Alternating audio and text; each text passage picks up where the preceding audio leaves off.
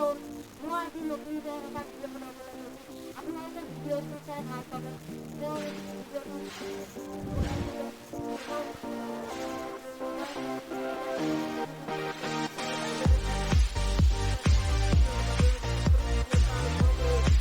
Subscribe করব আবার YouTube channel technical অভিনৱক subscribe কৰি এই বেল আইকনটো দবাই দিব যাতে নতুন ভিডিঅ' আপোনালোকে প্ৰথমতে পায়।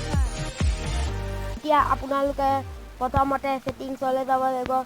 সকলোবোৰৰ মোবাইলতে সেটিংছ থাকে। এই সেটিংছৰ অপশ্যনটোত আপোনালোকে ক্লিক কৰিব। ক্লিক কৰি তলফালে একদম শেষৰ অন্তিম বটন এবাউট ফোনলৈ যাব।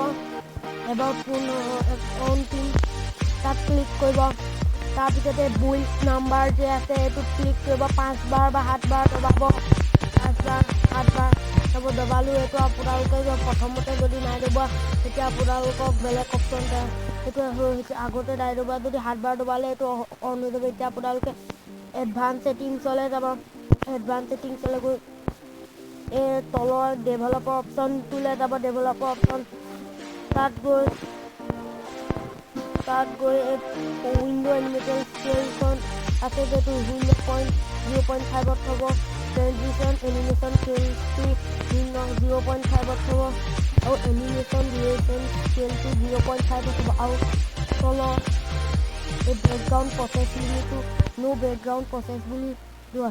এতিয়া আপোনাৰ ফোনটো স্পীডত চলিব, হেং নেমাৰিব। আপোনালোকে ট্ৰাই কৰি চাব পাৰে, এইটো হেং নেমাৰে। ভিডিঅ'টো চোৱাৰ বাবে ধন্যবাদ। লাইক শ্বেয়াৰ আৰু কমেণ্ট এটা কৰি জনাব যে ভিডিঅ'টো চাই কেনেকুৱা লাগিলে। তেতিয়া মই আপোনালোকৰ সদায় এটা নতুন ভিডিঅ' বনাই থাকিম আৰু মোৰ আগ্ৰহ